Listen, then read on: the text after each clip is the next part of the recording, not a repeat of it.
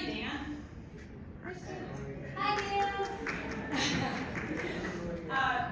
It's truly an honor to be with all of you tonight.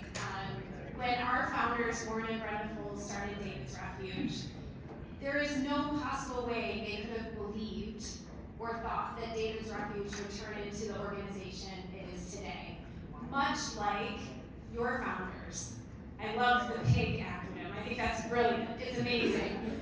But none of these founders, none of these committed moms and dads really have this thought that this organization would touch thousands and thousands of people.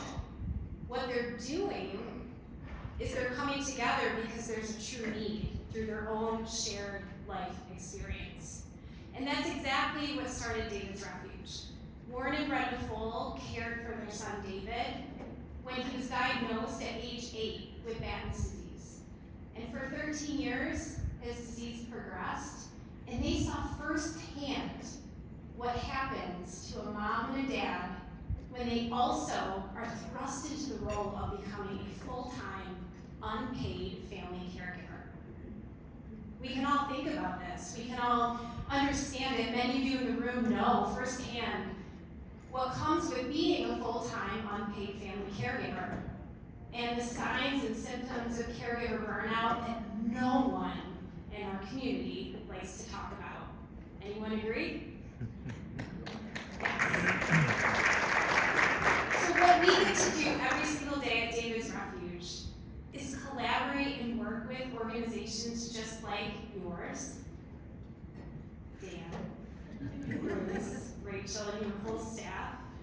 We love that we can be a complement to the services you're providing.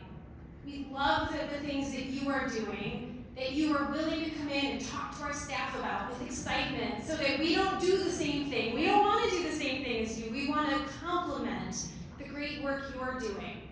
We want to remind moms and dads in our community every single day that they are not alone in their journey, that what they do every single day truly matters, and that they are loved deeply by God in this community.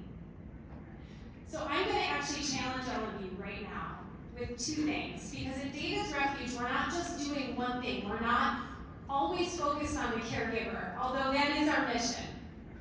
But I also know that all of us in this room, if you are not a caregiver today, you are one step away from being a caregiver, because I guarantee you love someone deeply. And when the phone call comes and they need you to care for them, what will you do?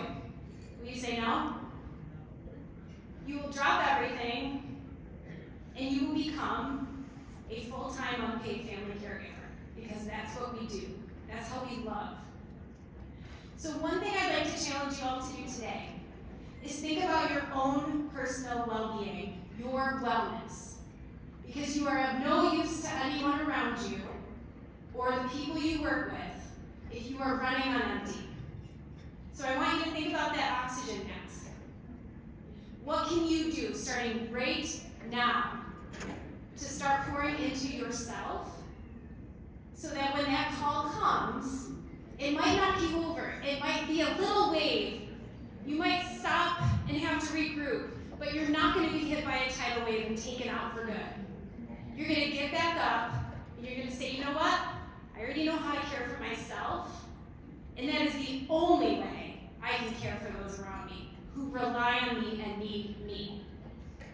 The second thing I want you to do is I want you to remember the power of community. One of the main caregiver burnout symptoms comes from social isolation.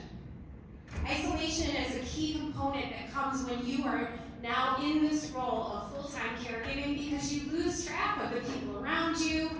People pull away because they just don't know how to ask questions or how to love on your family. So one thing, does anyone in this room have a phone, like a cell phone? Raise your hand. Okay, this is going to be huge. This is going to be a big ripple. What I'd like you to do right now is take out your cell phone. I know it's like the biggest thing you could do when someone's speaking, but take it out. Take out your phone. I want you to think of the first person that comes into your mind. The first person, if you know of someone that is a caregiver, who pops in your mind? Someone who is caring for someone someone else on a regular basis. Maybe it's a spouse caring for a spouse, a parent you have is caring for their loved one, a sister's, it doesn't matter. Someone who is full-time caregiving. I want you to send them a message right now that says, hey, I am thinking of you. You got this, and I just want you to know you are not alone. Do it right now if you can. If you don't know a caregiver, you do know someone who's probably struggling with something. Send them a message. I guarantee they need it, and you will just create a ripple. How many people are in this room, Dan? 204 potential ripples just went out into our community because of all of you. Thank you on behalf of David's Refuge. I want to also, before I leave, I just want to acknowledge my amazing team, members of my board are here tonight.